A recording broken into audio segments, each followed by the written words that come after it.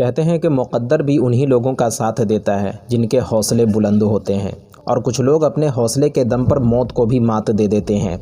वैसे तो दुनिया में प्लेन के सफ़र को एक सुरक्षित सफ़र माना जाता है, क्योंकि ट्रैफिक न होने की वजह से इसमें हादसे बहुत कम ही देखने को मिलते हैं। लेकिन अगर दौराने सफ़र प्लेन में कोई दिक्कत आ जाए तो फिर उसमें बैठे मुसाफिरों की जान बचाना तकरीबन नामुमकिन हो जाता है। लेकिन आज की वीडियो में जो कहानी हम आपको सुनाने जा रहे हैं वो आपको सोचने पर मजबूर कर देगी कि यार ऐसा कैसे हो सकता है। इमेजिन करो दोस्तों कि एक प्लेन 33,000 फीट की ऊंचाई पर उड़ रहा है। तभी अचानक से मौसम ख़राब हो जाता है। बिजली ज़ोर ज़ोर से चमकने लगती है। ख़राब मौसम की वजह से पायलट अपना बैलेंस खो देता है। प्लेन हवा में ही कई टुकड़ों में टूट फूट कर बिखर जाता है और ये प्लेन दुनिया के सबसे ख़तरनाक जंगलों में से एक यानी अमेज़न के जंगल में गिर जाता है। प्लेन में बैठे 92 मुसाफिरों में से 91 की मौत हो जाती है। लेकिन प्लेन इतनी ऊंचाई से गिरने के बाद भी इस प्लेन में बैठे एक मुसाफिर की सांसें चल रही होती हैं। करीब 2 से 3 घंटे बाद उसे होश भी आ जाता है और पूरे 2 हफ्ते तक खुद को बचाए और जिंदा रखने के लिए अमेज़न जंगल के खतरनाक जीव जंतुओं से लड़ती रहती है और आखिर में रेस्क्यू टीम के ज़रिए उसे बचा भी लिया जाता है। दोस्तों, हम जानते हैं कि ये बात सुनने में आपको थोड़ी अजीब लग रही होगी, लेकिन ये एक सच्ची घटना है। ये कहानी जूलियन कुपिक नामक एक 17 साल लड़की की है, जिसके हौसले और हिम्मत को देखकर मौत भी शर्मा जाती है। तो आखिर कौन थी ये लड़की जिसके बुलंद हौसले ने मौत को भी हरा दिया? आइए जानते हैं पूरी कहानी आज की इस वीडियो में। मगर उससे पहले अगर अभी तक आपने अपने चैनल रियल कहानी को सब्सक्राइब नहीं किया तो अभी कर लें, ताकि आगे भी ऐसे ही इन्फॉर्मेटिव वीडियोस आप तक पहुंचती रहे। तो चलिए वीडियो की शुरुआत करते हैं।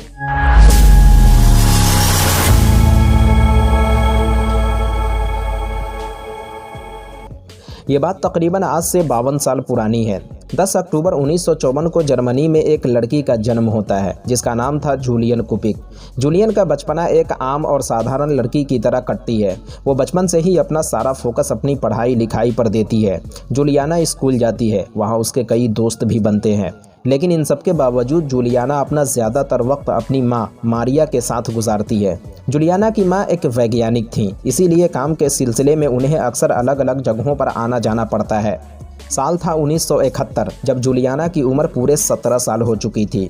दिसंबर के महीने में मारिया को काम के सिलसिले में पेरू के लिए निकलना था। 47 साल की मारिया अपनी बेटी जूलियाना के साथ एयरपोर्ट के लिए निकलती है। एयरपोर्ट पहुंचकर लांसा के फ़्लाइट नंबर 508 में सवार हो जाती है।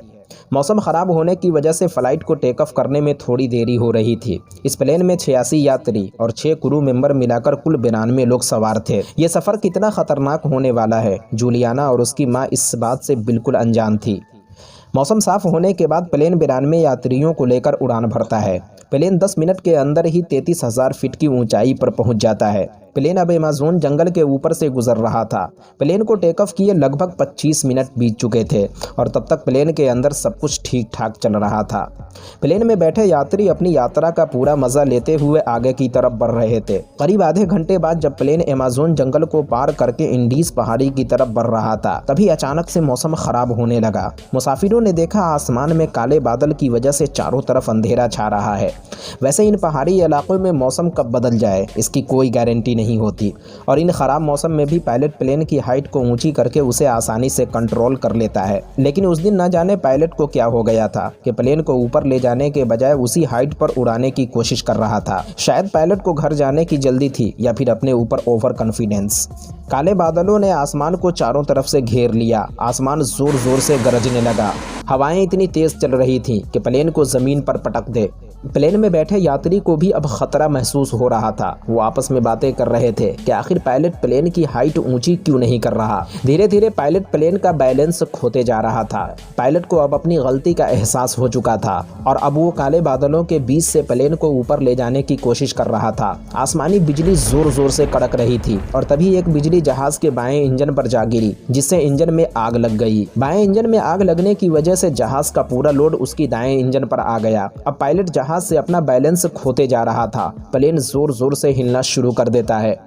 प्लेन में बैठे मुसाफिरों में अफरा तफरी का माहौल पैदा हो जाता है। यात्री जोर जोर से चिल्लाना शुरू कर देते हैं। पायलट जहाज को बादलों से ऊपर ले जाने की पूरी कोशिश कर रहा था, लेकिन जहाज का सारा लोड एक इंजन पर पड़ने की वजह से वो काफी गर्म हो चुका था और देखते ही देखते जहाज के दाहिने इंजन में भी आग लग जाती है।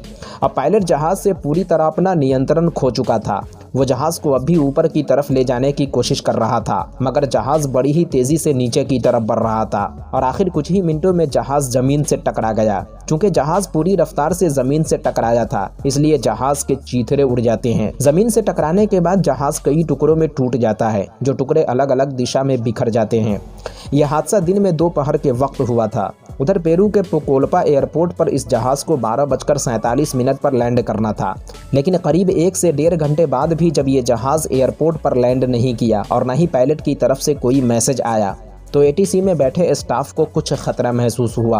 उन्होंने फौरन कई हेलीकॉप्टर और प्लेन सर्च ऑपरेशन के लिए अमेज़न जंगल और इंडीज पहाड़ी की तरफ भेज दिया। कहते हैं कि उस रोज अमेज़न जंगल में तेज बारिश हो रही थी, जिसकी वजह से जहाज में लगी आग पूरी तरह से बुझ गई। अब बिना आग और धुआं के इतने बड़े जंगल में प्लेन के मलबे को खोजना बहुत बड़ा चैलेंज था, क्योंकि अगर धुआं होता तो उसके जरिए जहाज को ढूंढना कुछ हद तक आसान होता, मगर तेज बारिश ने आग और धुएं को पूरी तरह बुझा दिया था। कई दिनों तक सर्च ऑपरेशन चलता रहा, लेकिन जब उन्हें कामयाबी नहीं मिली तो उन्होंने सोच लिया कि प्लेन किसी बड़े हादसे का शिकार हो गया और उसमें बैठे सारे लोग मारे गए, और इसी के साथ उन्होंने सर्च ऑपरेशन भी बंद कर दिया। लेकिन दोस्तों, उनकी सोच बिल्कुल गलत थी, क्योंकि जब ये प्लेन आसमान से नीचे की तरफ आ रहा था, जूलियाना जिस सीट पे बैठी थी वो प्लेन से टूटकर अलग हो गया। जूलियाना ने अपना सीट बेल्ट बांध रखा था, जो कि अभी भी बंधा हुआ था। प्लेन से सीट उखड़ते ही वो अपनी माँ से दूर होती जा रही थी। मारिया जोर जोर से चिल्ला रही थी कि बेटा, हमारी जिंदगी का आखिरी वक्त आ चुका है। जूलियाना अब हवा में ग्लाइड करते हुए नीचे की तरफ आ रही थी, लेकिन अपना सीट बेल्ट बांधे अब भी वो अपने सीट पर बैठी थी।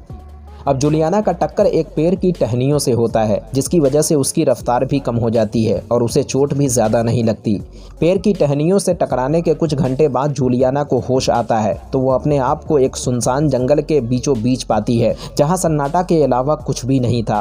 जूलियाना के सर में थोड़ी बहुत चोट आई थी, जबकि उसके जख्मी शरीर के अलग अलग हिस्सों से खून भी बह रहा था। जूलियाना उठने की कोशिश करती है, मगर उसके शरीर में इतनी ताकत बची थी नहीं, और वो पूरी रात किसी तरह उसी पेड़ की टहनियों पर गुजार देती है। सच में जूलियाना किस्मत वाली थी कि इतनी ऊंचाई से गिरने के बाद भी वो जिंदा बच गई। लेकिन जूलियाना की मुश्किलें अभी खत्म नहीं हुई थीं, क्योंकि उसके चारों तरफ कई किलोमीटर तक सिर्फ जंगल ही जंगल था, जिस जंगल में रहने वाले खूनखार दरिंदे, सांप और जहरीले कीड़े उसकी जान लेने के लिए काफी थे। अगली सुबह जूलियाना के शरीर में कुछ ताकत महसूस होती है। किसी तरह वो अपना सीट बेल्ट खोलकर पेड़ से नीचे उतरती है। उसके शरीर पर कई जख्म थे, जिसकी वजह से वो सही ढंग से चल भी नहीं पा रही थी। जूलियाना के आंखों में कुछ प्रॉब्लम था, इसीलिए वो चश्मा पहना करती थी, लेकिन इस हादसे में उसका चश्मा भी टूट गया। बिना चश्मा के उसे हर चीज धुंधला धुंधला सा दिखाई दे रहा था। एक लकड़ी के सहारे वो इस जंगल से बाहर निकलने के लिए आगे की तरफ बढ़ रही थी।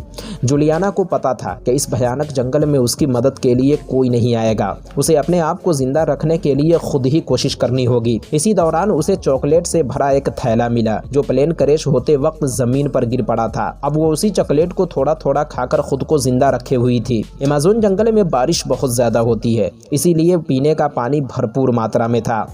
न पाँव में जूता था और न ही शरीर पर पूरे कपड़े, क्योंकि जहाज से जब वो नीचे गिरी थी तो पैर की टहनियों में लगकर उसके कपड़े भी फट चुके थे।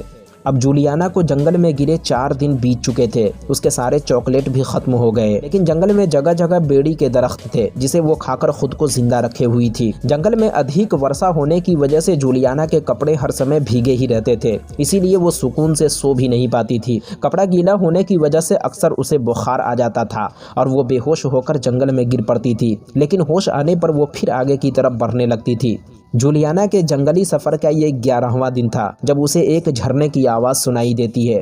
जूलियाना ने अपनी माँ मारिया से सुन रखा था कि जंगलों में बहने वाला झरना किसी न किसी नदी से मिला होता है। अब जूलियाना झरने के बहते पानी के सहारे आगे की तरफ बढ़ने लगी। कुछ दूर चलने के बाद उसे एक नदी दिखाई देती है और वो नदी के किनारे किनारे आगे की तरफ बढ़ती जा रही थी। चूँकि अमेज़न नदी में एनाकोंडा और ब्लैक कैमन जैसे मगरमच्छ पाए जाते हैं, इन खतरनाक जीवों से खुद को बचाए रखने के लिए वो नदी से कुछ दूरी बनाकर चल रही थी। कुछ दूर चलने के बाद जूलियाना को नदी में 3 मछुआरे दिखाई दिए। जूलियाना की खुशी का ठिकाना नहीं रहा। जूलियाना ने मछुआरों को इशारा देकर अपनी तरफ बुलाया। मछुआरे भी जूलियाना को इस हाल में देखकर दंग रह गए। उन्होंने फौरन जूलियाना को अपने बोट पर बैठा लिया और उसे पोकोल्पा शहर के एक बड़े अस्पताल में भर्ती करवा दिया। जूलियाना की हालत बहुत नाजुक हो चुकी थी, लेकिन डॉक्टरों ने जूलियाना को बचाने के लिए अपनी जी जान लगा दी और आखिर कुछ दिनों के इलाज के बाद जूलियाना पूरी तरह से स्वस्थ हो गई। और पेरू से अपने पिता के साथ वो अपने देश लौट आई। जूलियाना के जिंदा बच जाने के बाद जंगल में एक बार फिर सर्च ऑपरेशन चलाया गया कि सर्च ऑपरेशन ने प्लेन के मलबे को भी ढूंढ लिया, लेकिन जूलियाना के अलावा प्लेन में बैठे सारे यात्रियों की मौत हो चुकी थी, जिनकी गली सड़ी लाशें और कंकाल अब भी जंगल में पड़े थे। जूलियाना पढ़ने लिखने के बाद अपनी मां की तरह ही एक बायोलॉजिस्ट बनी, मगर इतनी सारी मुसीबतें झेलने के बाद भी जूलियाना ने प्लेन से सफ़र करना नहीं छोड़ा। जूलियाना जब 57 साल की हुई तो उसने अपनी ज़िंदगी के बारे में एक किताब लिखी जिसका नाम था when I fell from sky. आज वो अपने बेटों और पोतों के साथ एक अच्छी ज़िंदगी बसर कर रही है। जूलियाना मानती है कि इस भयानक हादसे से जिंदा बच जाना किसी चमत्कार से कम नहीं। दोस्तों, सच में जूलियाना के इस हिम्मत और हौसले से हमें सबक मिलता है कि ज़िंदगी में कैसा ही बुरा वक्त क्यों ना आ जाए, इंसान को कभी हिम्मत नहीं हारनी चाहिए। अगर इंसान हौसला रखे तो वो बड़ी से बड़ी मुश्किलों और कठिनाइयों का सामना कर सकता है, और ये 17 साल की जूलियाना ने ज़माने को बतला दिया। तो दोस्तों, ये थी जूलियाना कूपक के आसमान से गिरने और 15 दिनों तक जंगलों में भटकते रहने की पूरी कहानी। वीडियो कैसी लगी कमेंट बॉक्स में ज़रूर बताएं, और ऐसे ही और भी इन्फॉर्मेटिव वीडियोस देखने के लिए चैनल को ज़रूर सब्सक्राइब करें। मिलते हैं किसी नई वीडियो के साथ, जब तक के लिए अपना ख्याल रखें।